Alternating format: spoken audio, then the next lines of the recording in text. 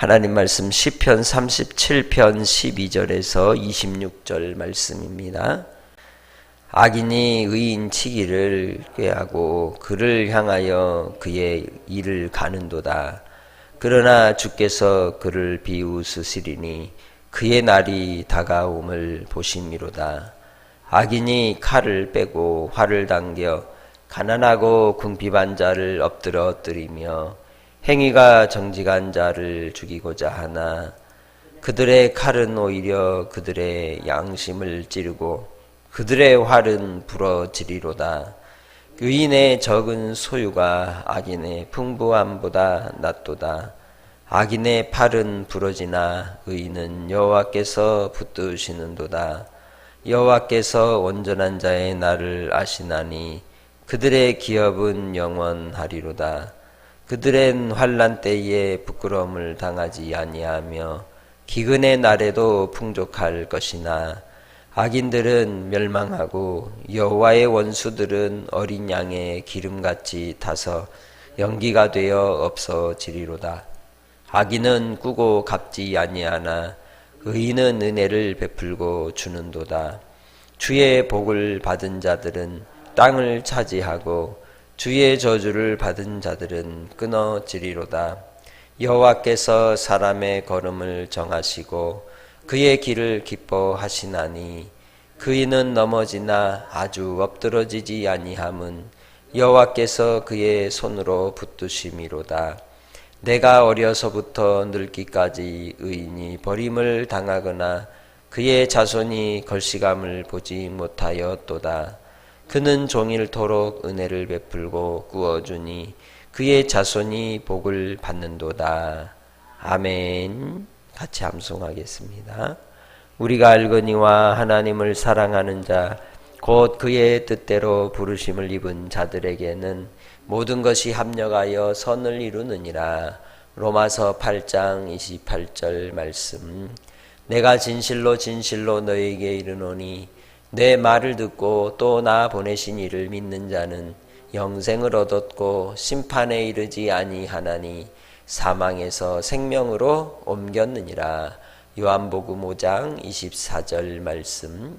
내가 복음을 부끄러워하지 아니하노니 이 복은 모든 믿는 자에게 구원을 주시는 하나님의 능력이 됨이라. 먼저는 유대인에게요 그리고 헬라인에게로다. 로마서 1장 16절 말씀.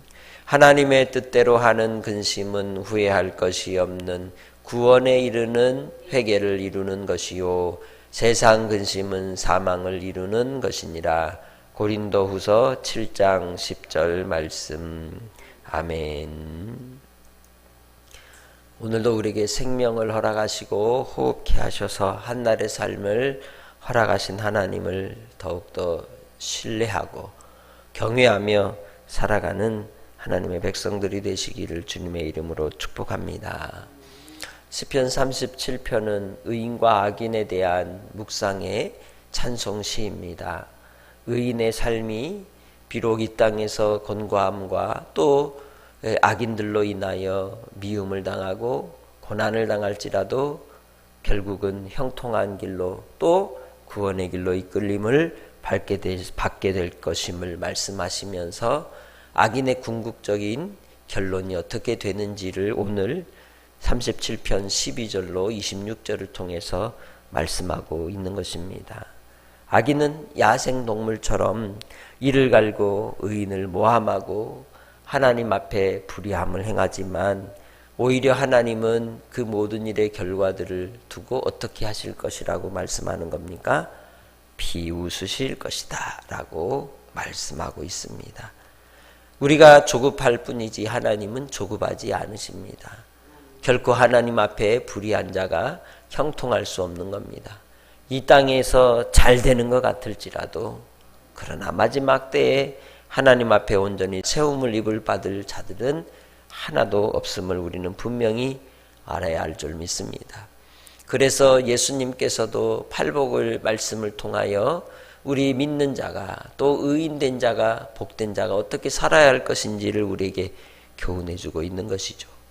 그것은 하나님 아버지 앞에 불의를 행치 아니하고 겸비하고 겸손히 비록 연약함에 있어도 가난함에 있어도 궁핍함에 있을지라도 하나님을 경외하며 베푸는 자가 되라고 교훈해주고 있는 것입니다. 하나님 앞에 이웃에게 베푸는 것은 곧 하나님께 구워주는 것이라고 하셨습니다. 그렇기에 주 안에서 주는 자가 되고 섬기는 자가 되어 하나님을 기쁘시게 하는 믿음의 삶으로 나아가시기를 주의 이름으로 축복합니다. 우리가 어떻게 마음을 생각하느냐에 따라 그 모든 문제들은 답이 달라지는 겁니다.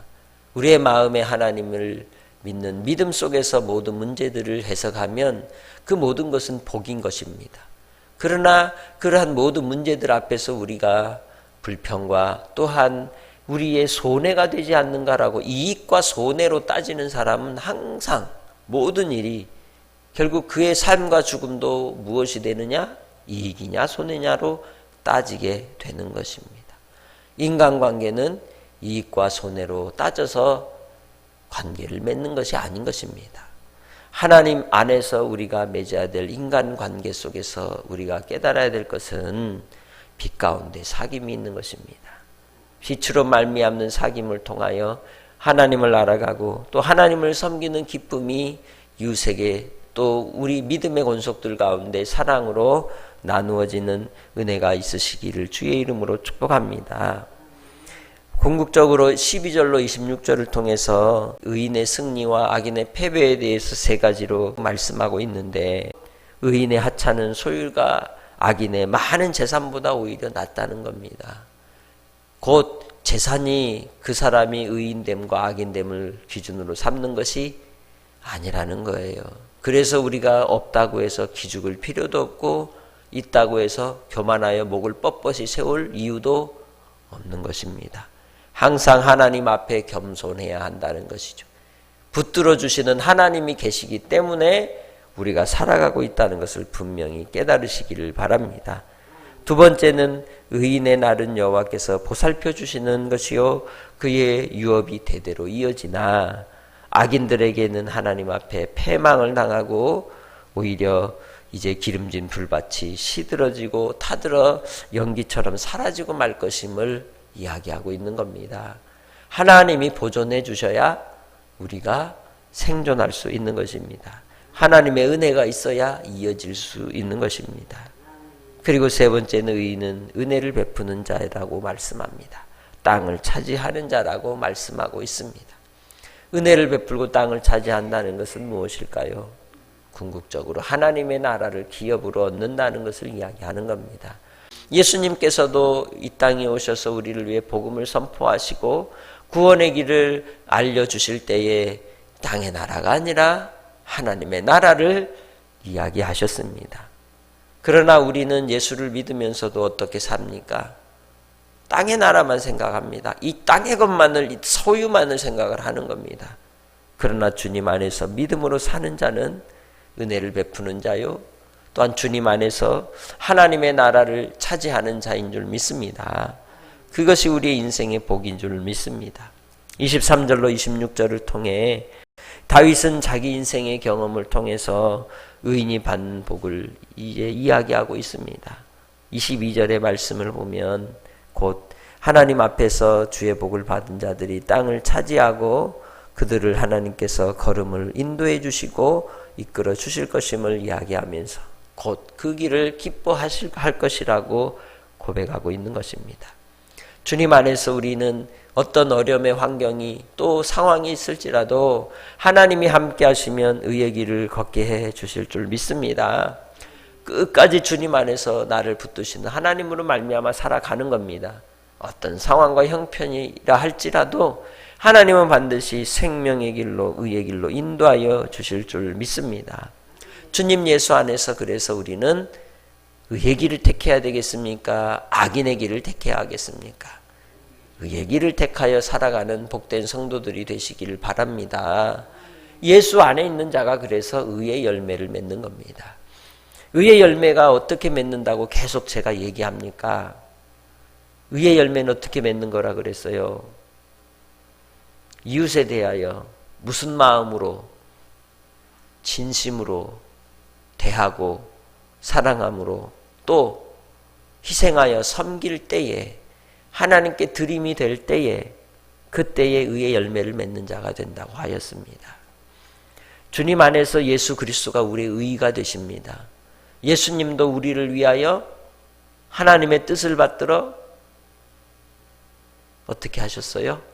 자신을 십자가의 어린 양으로 내어 드리심으로 하나님의 의를 이루셨습니다. 예수께서 이 땅에 오셔서 우리를 위해 성육신하시고 우리를 위해 모든 고난을 당하셨지만 십자가에 오르지 않으셨다면 결코 의가 되지 못하셨습니다.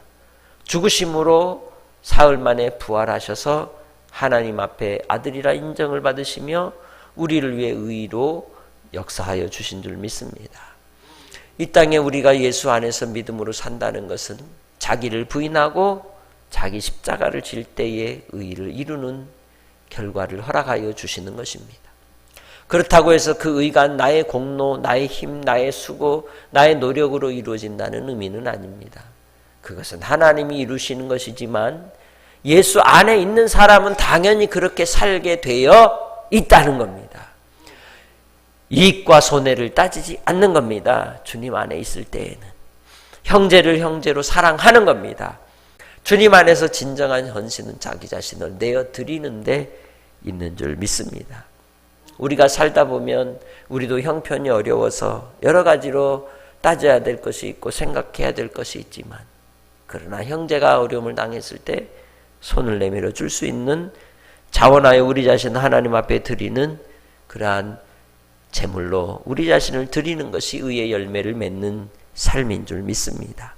주님 안에서 오늘도 우리가 곤란한 일을 당한 이들을 돌아보고 환난 당한 자를 돕는, 또 돌보는 일이 곧 주 예수 안에서 경건한 자의 삶임을 분명히 알고 의의 열매는 맺는 삶임을 분명히 알고 나 자신을 다시 처복종시키고 먼저는 회개하는 자가 되고 아버지 앞에 긍휼을 구하여 주로 말미암아 성령의 충만함을 힘입어 나아가는 믿음의 권속들이 되시기를 주님의 이름으로 축복합니다. 그런 자들에게 하나님께서는 의의 평강을 더하시고 기쁨 가운데 우리가 승리케 해 주실 줄 믿습니다. 하나님 앞에 우리의 오늘 한 날도 의탁하며 나아가는 성도들이 되시기를 주님의 이름으로 축복합니다. 하나님 아버지 감사합니다. 우리가 이 땅에 주님의 은혜를 따라 부름을 입고 예수를 믿어 구원받은 하나님의 자녀로 살아갑니다. 우리는 주님 안에서 구원받은 주의 백성이 되어 의의 삶으로 인도함을 받는데 주님의 뜻 가운데 우리가 살아가는지 다시 돌아봅니다. 주님, 우리를 불쌍히 여겨주시고 용서하여 주셔서 진리의 길, 생명의 길 가는데 방해되는 것들을 철저히 제하여 버리게 하시고 오직 주님의 영광을 위하여 돌이키며 의의 열매를 맺는 헌신의 삶으로 이웃을 사랑하는 삶으로 나아가게 하옵소서. 주님께서도 우리를 위하여 십자가로 죽으시고 부활의 첫 열매가 되신 것처럼 우리도 주님이 주시는 십자가 지고 끝까지 믿음을 따라 우리 자신을 내어 드리며 살게 하여 주셔서 기쁨으로 하나님 앞에 열매 맺는 종들이 되게 하옵소서. 오늘도 주님 날씨가 추운데 사랑하는 성도들 지켜주시고 일터를 지켜주시고 이 나라 이 민족을 주님께서 붙잡아 주시옵소서. 감사하며 예수님의 이름으로 기도합니다. 아멘.